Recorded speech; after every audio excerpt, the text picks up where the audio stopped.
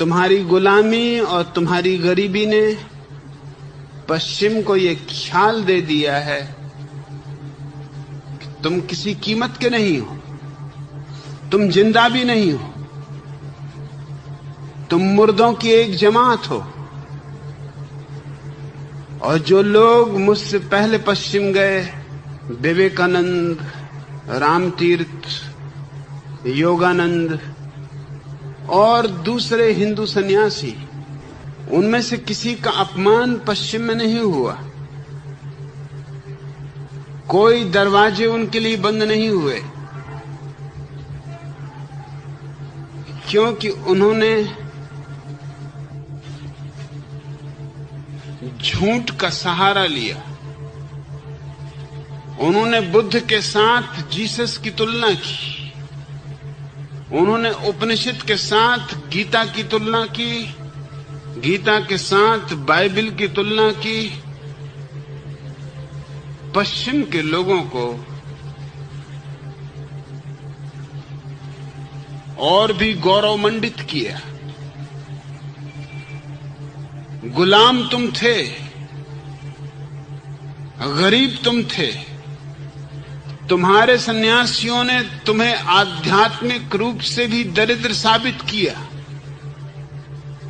क्योंकि उन्होंने तुम्हारी ऊंचाइयों को भी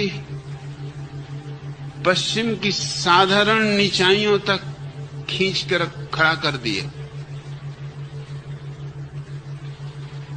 मेरी स्थिति एकदम अलग थी। मैंने पश्चिम से कहा कि भारत आज गरीब है, हमेशा गरीब नहीं था। एक दिन था कि सोने की चिड़िया था।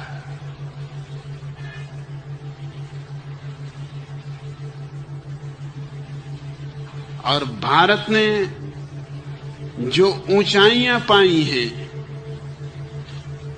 उनके तुमने सपने भी नहीं देखे। और तुम जिसको धर्म कहते हो, उसको भारत की ऊंचाइयों के समक्ष धर्म भी नहीं कहा जा सकता।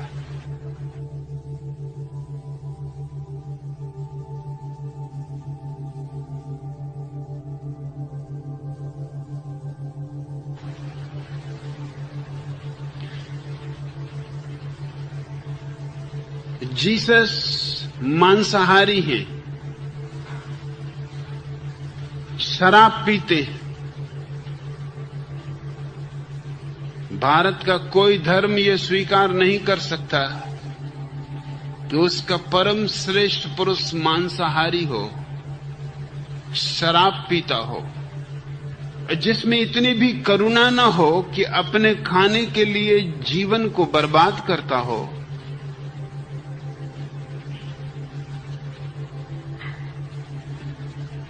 जो अपने भोजन के लिए इतना अनादर करता हो जीवन का। और जो व्यक्ति शराब पीता हो, उसे ध्यान की ऊंचाइयों को पाने का तो सवाल ही नहीं उठता। शराब तो दुखी लोग पीते हैं, परेशान लोग पीते हैं, तनाव से भरे हुए लोग पीते, क्योंकि शराब का गुण तुम जिस हालत में हो उसे भुला देने का। अगर तुम परेशान हो, पीड़ित हो, दुखी हो, शराब पी के थोड़ी देर को तुम भूल जाते हो। दूसरे दिन फिर दुख वापस खड़े हो जाएंगे। शराब दुखों को मिटाती नहीं, सिर्फ बुलाती। ध्यान दुखों को मिटाता है, बुलाता नहीं। और ध्यान और शराब विरोधी।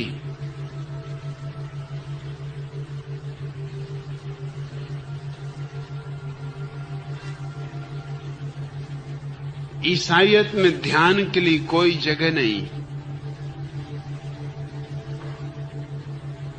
लेकिन तुम्हारे विवेकानंद और योगानंद और रामतीर्थ सिर्फ प्रशंसा पाने के लिए पश्चिम की ये समझाने की कोशिश करते रहे कि जीसस उसी कोटि में आते हैं जिसमें बुद्ध आते हैं, जिसमें महावीर आते हैं, ये झूठ था।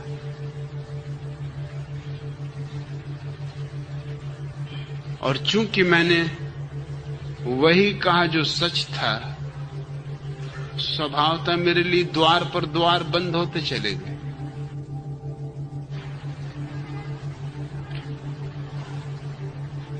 मैं नहीं स्वीकार करता हूं कि जीसस के कोई भी वचनों में वैसी ऊंचाई है जो उपनिषद में है,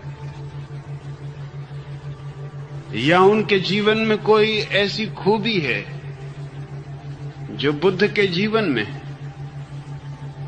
उनकी खूबियां साधारण हैं। कोई आदमी पानी पे चल भी सके तो ज्यादा से ज्यादा जादूगर हो सकता है।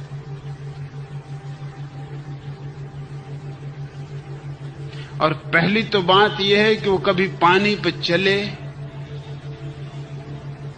इसका कोई उल्लेख सिवाय ईसाइयों की खुद की किताब को छोड़कर किसी और किताब में नहीं।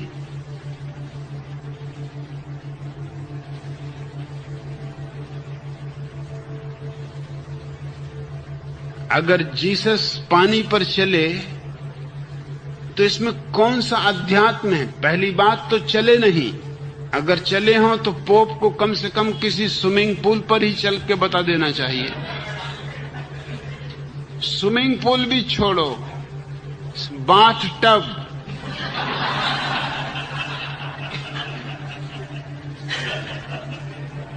उतना भी प्रमाण काफी होगा, क्योंकि वो प्रतिनिधि हैं और इनफॉलिबल, उनसे कोई भूल नहीं होती।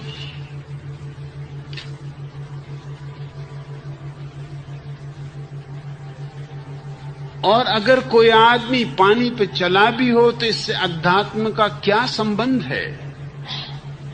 रामकृष्ण के पास एक आदमी पहुंचा। वह एक पुराना योगी था, रामकृष्ण से उम्र में ज्यादा था। रामकृष्ण गंगा के तट पर बैठे थे। उस आदमी ने आके कहा कि मैंने सुना है तुम्हें लोग पूछते, लेकिन अगर सच में तुम्हारे जीवन में अध्यात्म है तो आओ मेरे साथ गंगा पर चलो। रामकृष्ण ने कहा थके मांदे हो, थोड़ा बैठ जाओ, फिर चल लेंगे। अभी कहीं जाने की भी कोई जरूरत नहीं है, और तब तक कुछ थोड़ा परिचय भी हो ले, परिचय भी नहीं है। पानी पर चलने में तुम्हें कितना समय लगा सीखने में? उस आदमी ने कहा 18 वर्ष। रामकृष्ण हंसने लगे। उन्होंने कहा मैं तो पानी पे नहीं चला, क्योंकि 2 पैसे में गंगा पार कर जाता हूं।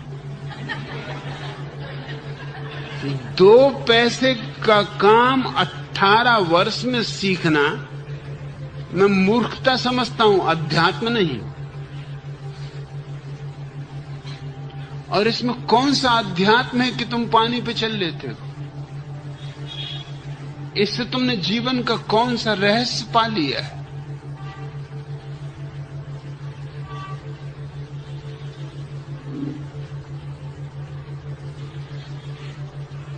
एक घटना मुझे स्मरण आती है जो तुम्हें फर्क को समझाएगी।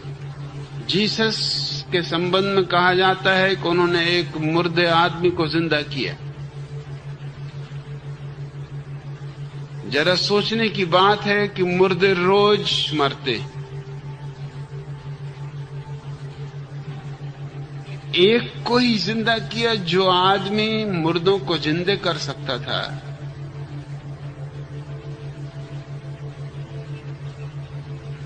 ये थोड़ा आश्चर्यजनक है कि उसने एक को ही जिंदा किया, और वो भी उसका अपना मित्र था, लजारस। मामला बिल्कुल बनाया हुआ है। लजारस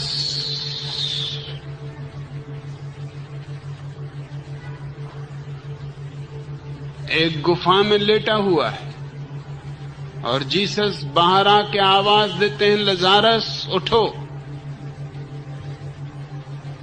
मृत्यु से बाहर जीवन में आ, और लजारस तत्काल गुफा के बाहर आ जाते। अब बहुत सी बातें विचारनी है।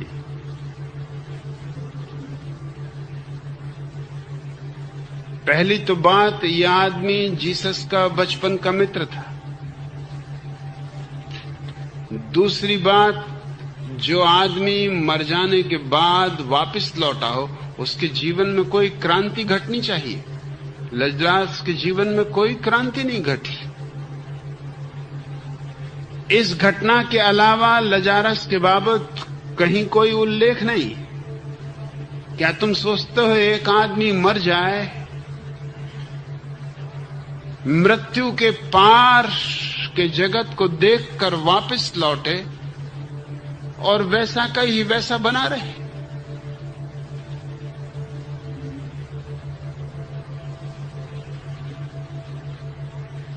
और जब एक आदमी को जीसस जिंदा कर सकते थे, तो फिर किसी को भी मरने की जुदिया में जरूरत क्या थी?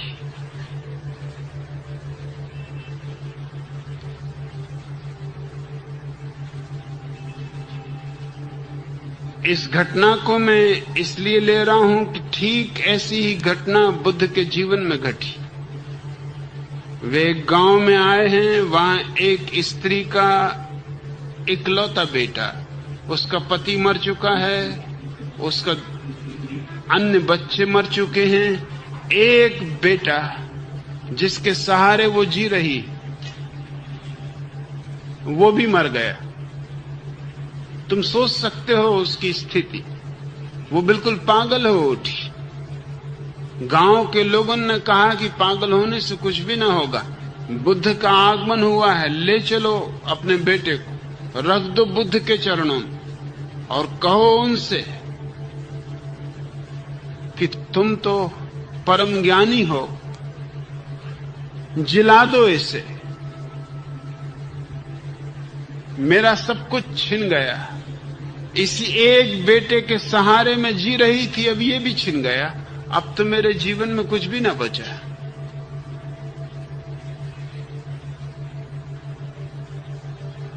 बुद्ध ने उस स्त्री से कहा, निश्चित ही तुम्हारे बेटे को मैं सांझ तक जिला दूंगा, लेकिन उसके पहले तुम्हें एक शर्त पूरी करनी पड़ेगी।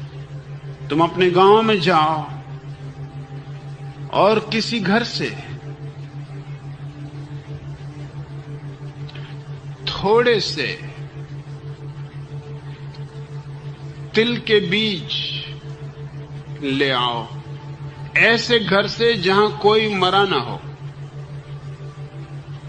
बस वो बीज तुम ले आओ, मैं तुम्हारे बेटे को जिला दूं।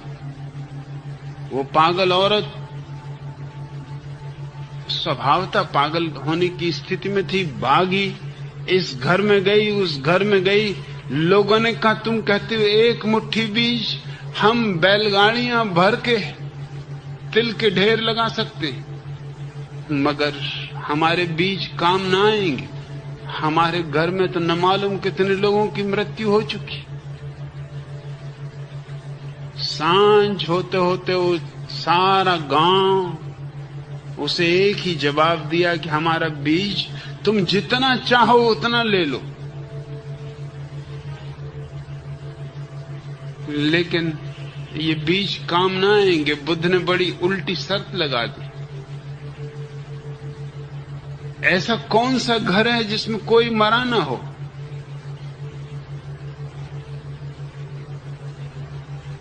दिन भर का अनुभव उस स्त्री के जीवन में क्रांति बन गया।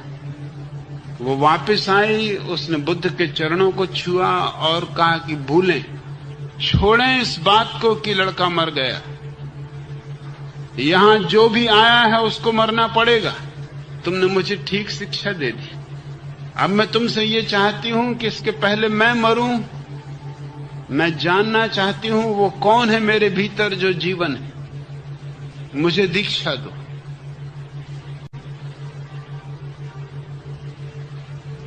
जो लड़के की जिंदगी मांगने आई थी वो अपने जीवन से परिचित होने की प्रार्थना लेके खड़ी हो गई, वो सन्यासिनी हो गई।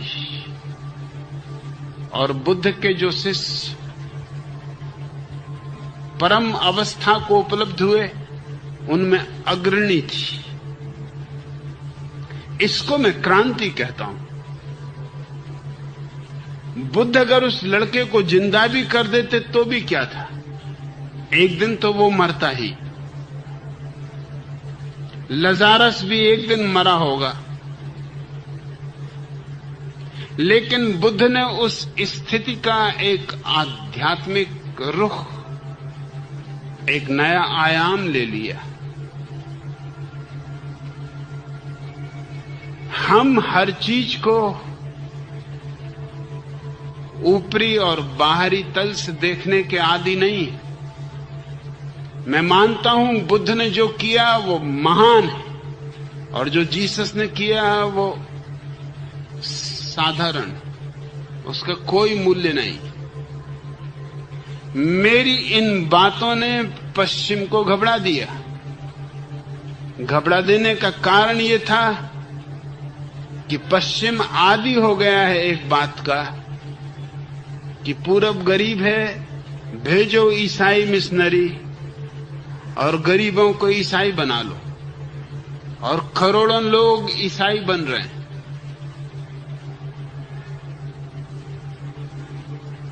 लेकिन जो लोग ईसाई बन रहे हैं पूरब में, वो सब गरीब हैं,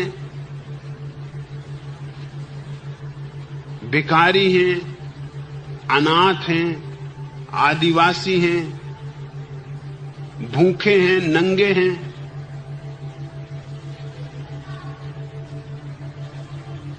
उन्हें धर्म से कोई संबंध नहीं है। उन्हें स्कूल चाहिए, अस्पताल चाहिए, दवाइयां चाहिए, उनके बच्चों के लिए शिक्षा चाहिए, कपड़े चाहिए, भोजन चाहिए। ईसाईयत कपड़े और रोटी से उनका धर्म खरीद रही है। मुझे दुश्मन की तरह देखने का कारण ये था कि मैंने कोई पश्चिम के गरीब को या अनाथ को या भिखमंगे को, और वहां कोई भिखमंगों की कमी नहीं, सिर्फ अमेरिका में 30 मिलियन भिखारी हैं।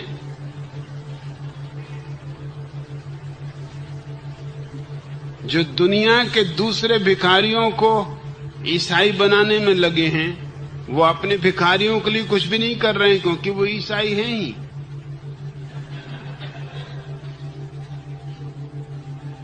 मैंने जिन लोगों को प्रभावित किया उनमें प्रोफेसर्स थे, लेखक थे, कवि थे, चित्रकार थे, मूर्तिकार थे, वैज्ञानिक थे, आर्किटेक्ट थे, प्रतिभा संपन्न लोग थे। और ये बात घबराहट की थी कि अगर देश के प्रतिभा संपन्न लोग मुझसे प्रभावित हो रहे हैं तो ये एक बड़े खतरे की सूचना है, क्योंकि यही लोग हैं जो रास्ता तय करते हैं दूसरे लोगों के लिए। इनको देखकर दूसरे लोग उन रास्तों पर चलते हैं। इनके पद चिन्ह दूसरों को भी इन्हीं रास्तों पर ले जाएंगे। और मैंने किसी को भी नहीं कहा कि तुम अपना धर्म छोड़ दो। मैंने किसी को भी नहीं कहा कि तुम कोई नया धर्म स्वीकार कर लो। मैंने तो सिर्फ इतना ही कहा कि तुम समझने की कोशिश करो क्या धर्म है और क्या अधर्म है। फिर तुम्हारी मर्जी, तुम बुद्धिमान हो और विचारशील हो। मेरा एक ही जुर्म है और एक ही अपराध है कि मैंने उन देशों में पहली बार ये जिज्ञासा पैदा की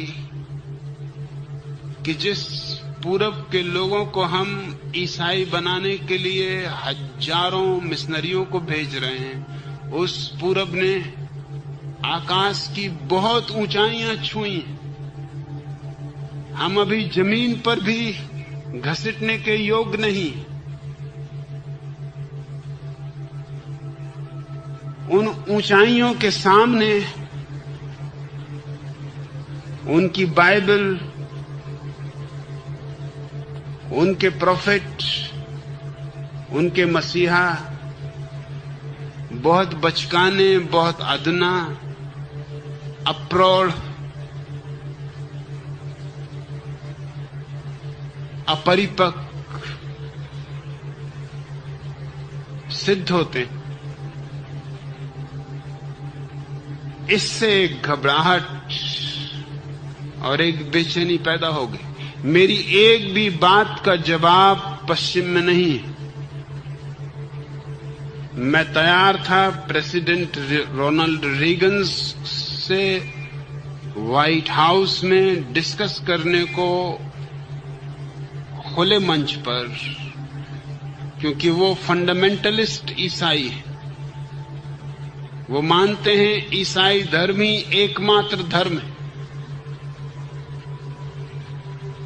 बाकी सब धर्म सब थोथे।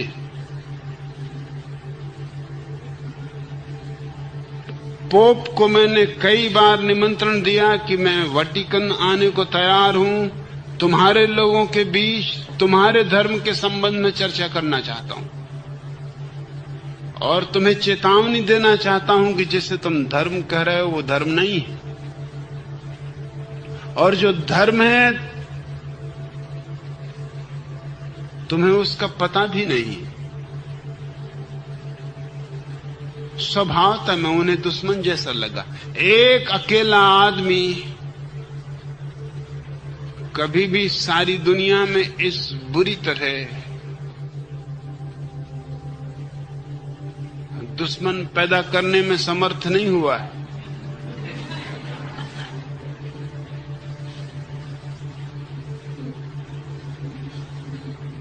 हर देश की पार्लियामेंट ने निश्चित किया हुआ है कि मैं उनके देश में प्रवेश न कर सकूं, क्योंकि मैं खतरनाक आदमी हूं। मैं उनकी नैतिकता को नष्ट कर दूंगा, उनके धर्म को नष्ट कर दूंगा।